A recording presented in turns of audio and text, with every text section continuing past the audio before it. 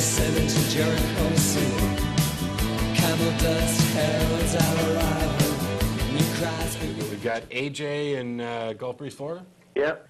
I'm not sure. I think in other states this has happened, but recently in my county, there's been a ruling on religion in school because Pace High, which is near me, had a principal doing prayers before, prayers in homeroom after the pledge, which outraged some parents. And then they passed this, and now the deal is that anything with Christian in it, like Christian athletes, etc., not allowed.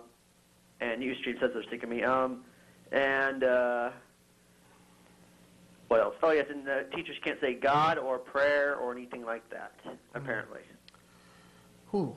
I think we might be making a mistake if they're actually wording things that say you can't mention anything Christian, because now you've targeted a religion. Right. The correct thing... We've gone too far the other direction. Yeah, the correct application is that, and in Illinois, I think it was, where recently the federal court ruled that the moment of silence, as applied there, was a violation of church-state separation as well.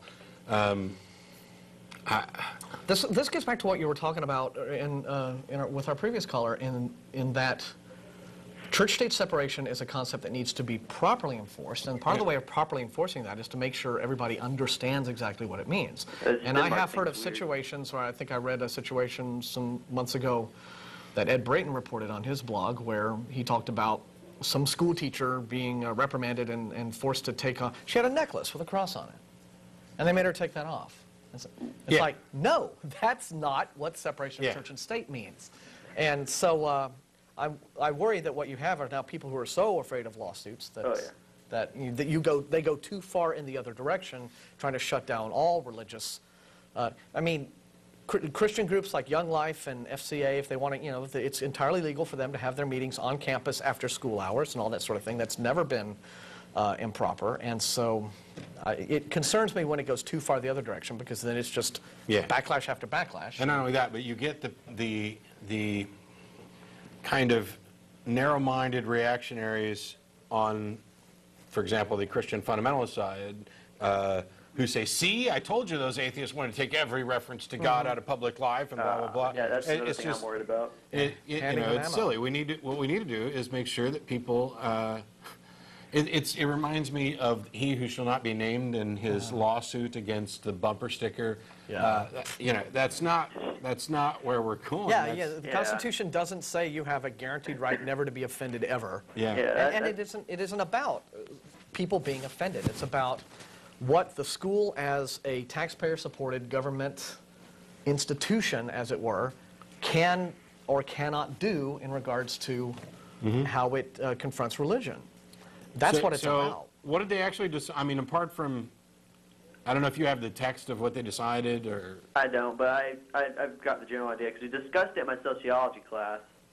And basically, because the Christian athletes was named, praised at the flagpole, I can understand why they wouldn't allow that, but the rest of the stuff off campus. No, the meet at the flagpole stuff, I think that's constitutional as well. Because they were doing it before school hours? I think they were, that's kind of like a nationwide thing where those kids who want to pray before school get together and go out to the flagpole and pray. The number one misinterpretation about this whole no prayer in schools thing is that people think that it means no prayer in schools. And that is absolutely not what it means. It means the school cannot sponsor an obligatory prayer, right? A forced prayer that you have to sit in the principal who is doing it as part of the pledge.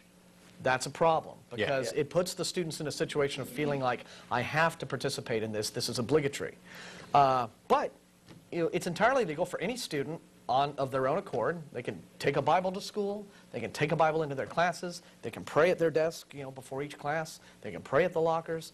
They can pray until they can drop to their knees and pray until they're blue in the face on their own. That's a private matter.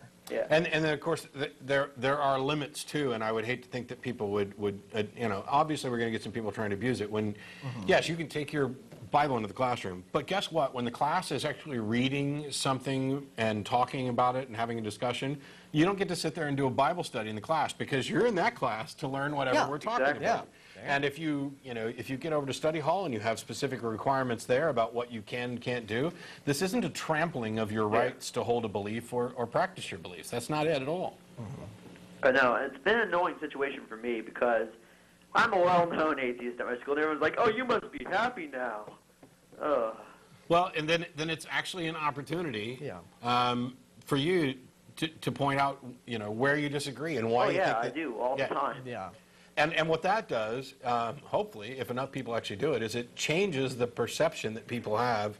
You may never reach enough people to really make big changes, but as long as people don't have this view that I hate religion and I hate everything about religion and I'm going to get rid of your religion no matter what it takes me to do it. That's just not what what most rational atheists are trying to do. I'm sure there's somebody out there who would whack have jobs and everything. Ever haunted on the drive. Now maybe sailing to Jericho City.